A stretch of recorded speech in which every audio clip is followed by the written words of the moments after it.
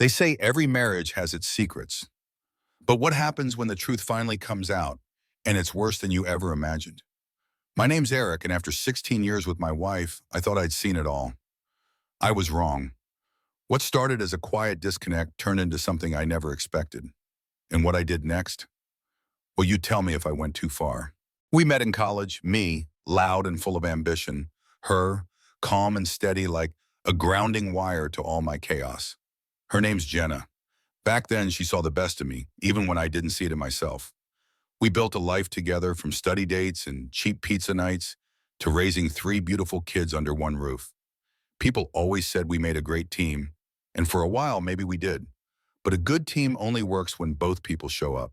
And I didn't, not the way I should have. I've made my mistakes, big ones. I cheated more than once years ago. I told myself I had reasons: stress, disconnection, unmet needs. The usual excuses weak men tell themselves to justify something selfish. Jenna found out back then, and though she stayed, something in her changed. Looking back, I don't think she ever truly healed. And maybe I never really apologized in the way she needed me to. Time passed, and the wounds just scabbed over.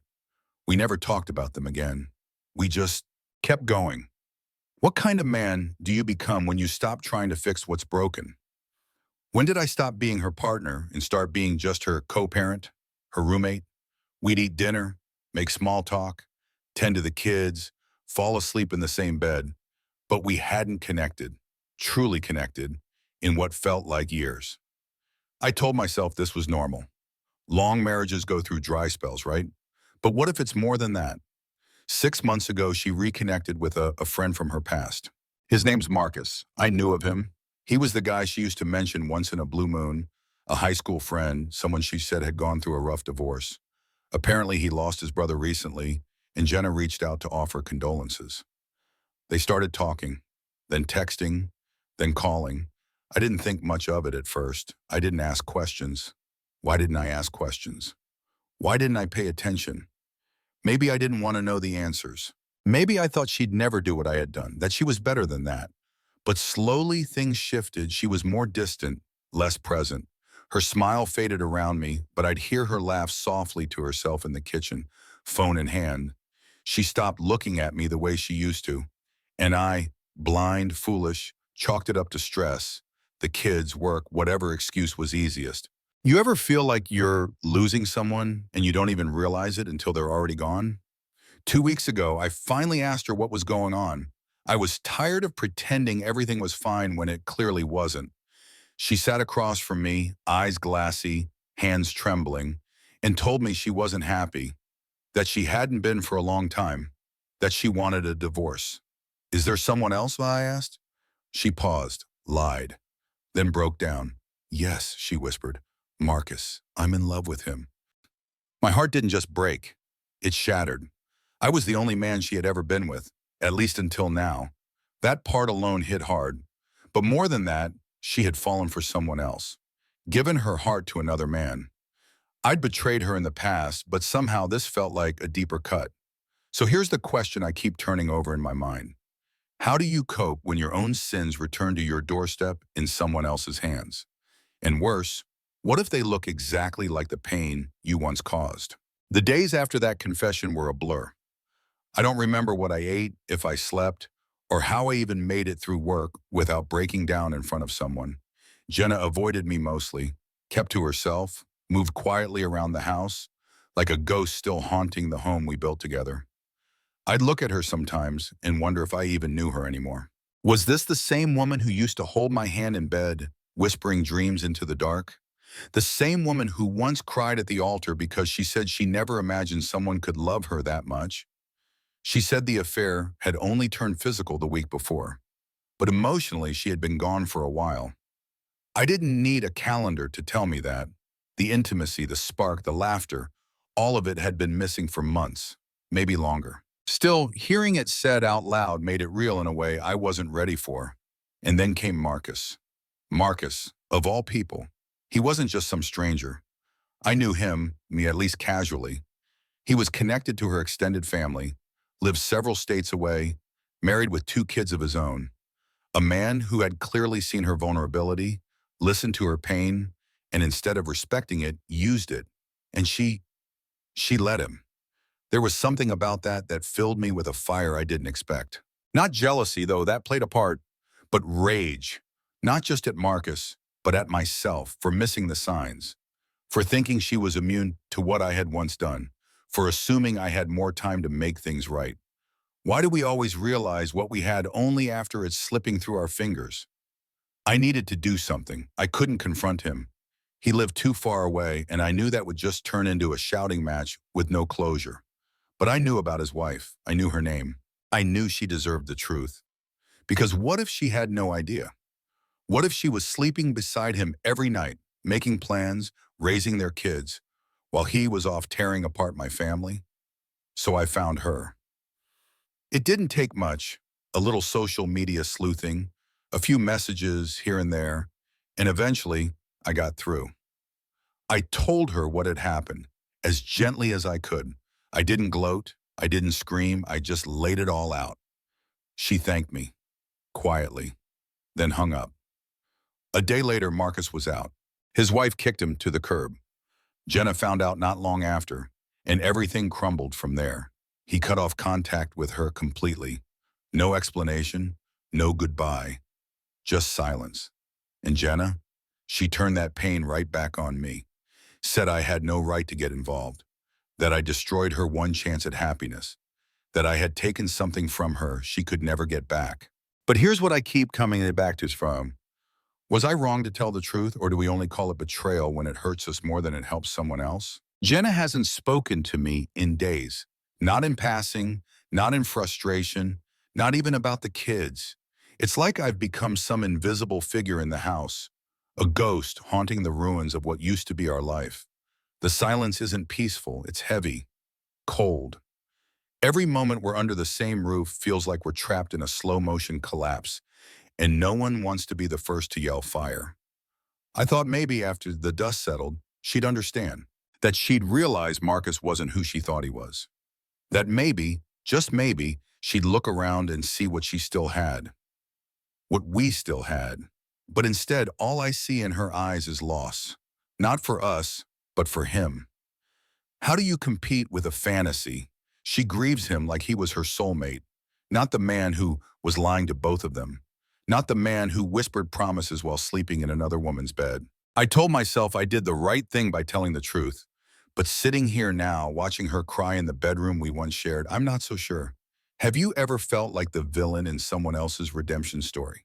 That's where I'm at. I'm the reason her illusion shattered. I'm the one who took away her escape, her dream, her maybe someday. And because of that, she can't even look at me without anger rising in her throat. It doesn't matter that Marcus lied. It doesn't matter that he walked away the second the truth came to light. I'm the one who pulled the curtain back. And for that, she's branded me the enemy. The kids feel it too. Our 14-year-old son, Ryan, has started asking questions. He's old enough to pick up on tension, to sense that something's off. Why won't Mom talk to you? He asked me yesterday, his voice barely above a whisper. What do I say to that? Do I tell him the truth, that love is fragile and adults are sometimes selfish, and that good people make terrible decisions when they're hurting? Or do I lie, like we've been lying to ourselves for years, and tell him it's just a rough patch? I told him I didn't know, because right now I really don't. Our middle child, Owen, is quieter than usual. He's only 9, but the way he looks between us at the dinner table, like he's bracing for something to explode, it breaks me. And our little girl, Emily, just wants her mom and dad to smile again. She keeps drawing pictures of us holding hands. God, the innocence in those crayon sketches is enough to make my chest ache. I wish I could go back, not to stop Jenna from meeting Marcus, but further, years back, to those nights when I should have held her instead of turning away, when I should have listened instead of escaping into distractions. I let resentment build a wall, and now I'm shocked she found another door to walk through. But here's the question I can't escape. Can a man ask for forgiveness from someone who's still bleeding from the wounds he caused? And deeper still, should he expect to be forgiven at all? Right now, I don't have that answer. All I have is the silence and the sound of a family that's quietly falling apart. It's strange how quiet can say so much. Jenna still won't speak to me, but she doesn't have to. The way she walks past me without a glance, how she closes the bedroom door softly at night, but with finality, it all screams louder than any words ever could. There's no more pretending. Whatever we had is either gone or clinging to its last breath.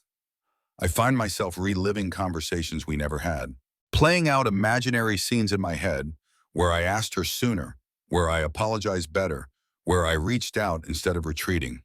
I picture myself putting down my phone, turning off the game, and really looking at her when she sat on the couch beside me all those nights. Would it have made a difference? Or was she always going to drift no matter what I did? What would have happened if I had healed the cracks instead of patching them? Marcus was a symptom. I see that now. He was a relief valve when everything inside her got too full, too loud. And I hate him for it, but not in the way I thought I would. I don't hate him because she loved him. I hate him because he made her feel seen in a way I hadn't in years. That's what stings the most. There's a kind of guilt that seeps into your bones when you realize you helped create the pain you are now drowning in. I was selfish. I cheated years ago. I put my own needs first more times than I can count. And even after I stopped, I never really made amends. I just assumed that staying faithful from that point on would somehow reset everything. Like silence was the same thing as peace. But healing doesn't work like that. You can't just press pause on hurt and expect it to disappear. It builds. It lingers. It eats at the foundation until one day a crack turns into a collapse and you're standing in the wreckage wondering how you didn't see it coming. Last night I heard her crying in the bathroom. The door was locked and she thought I was asleep. I sat outside in the hallway, staring at the wood grain and wondering if I should knock. I didn't. I couldn't. I knew she didn't want comfort from me. Not now, maybe not ever again. But I wanted her to know I was there. Does that count for anything when it's already too late? I'm not proud of what I've done, and I'm not asking for a medal for finally doing the right thing by telling the truth. But part of me hoped it would start a conversation. That even if we ended up in different places, we could at least talk. Instead, we've both retreated to our corners, holding on to pain like it's the last piece of proof we still matter to each other. So now I sit here in a house that doesn't feel like home anymore, surrounded by kids I love more than life and a woman I once would have moved mountains for. And I wonder, when love dies slowly, does it hurt more than if it ended in a single blow? And if there's even a flicker left, how do you know when to fight and when to finally let go? This morning, Jenna left early. I didn't ask where she was going, and she didn't offer. Just the soft creak of the front door, the jingle of keys, and silence. Again. I sat at the kitchen table with my coffee, staring at her empty chair across from me. There used to be laughter there. Mornings filled with inside jokes and sleepy smiles. Toast she always burned. The way she'd steal sips from my mug even though she insisted on her own. Now it's just another space she's slowly disappearing from. I think that's what gets me the most. Not the fights or even the affair. It's the slow vanishing act. Like I'm watching the love of my life quietly erase herself from the story we were supposed to finish together. She came back a few hours later with groceries, just essentials. Stuff for the kids' lunches. Not a word to me, not a glance. She moved around the kitchen like I wasn't even there, like I was just some stranger renting space in her life. I wanted to say something, anything, but everything in me froze. What do you even say to a woman who's still grieving a man who never really wanted her? I'm not innocent here.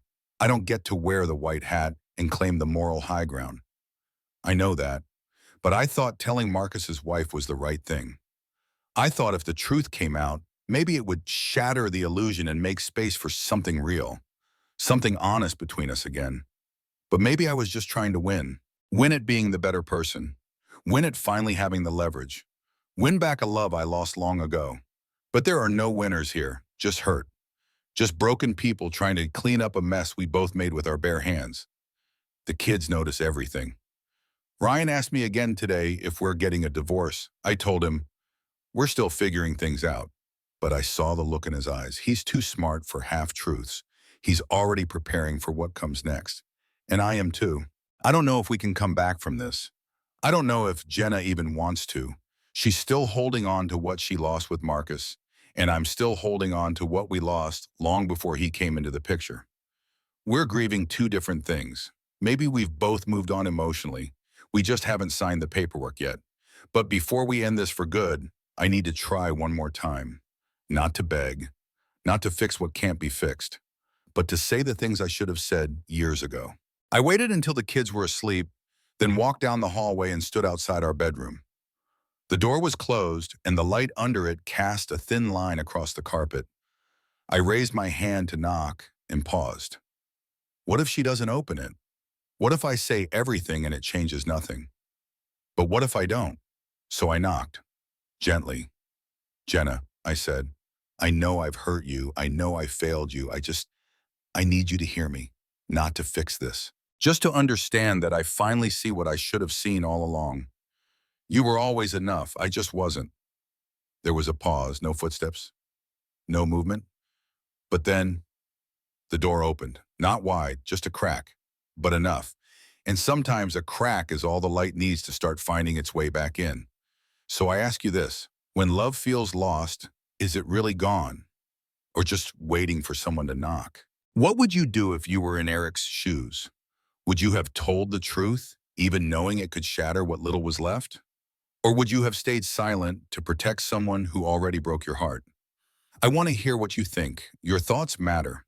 If this story touched you, please like the video and subscribe to the channel. It's the only way Eric will know he's not alone in this, that someone out there understands. Your support means more than you know. Sometimes just knowing someone's listening can make all the difference.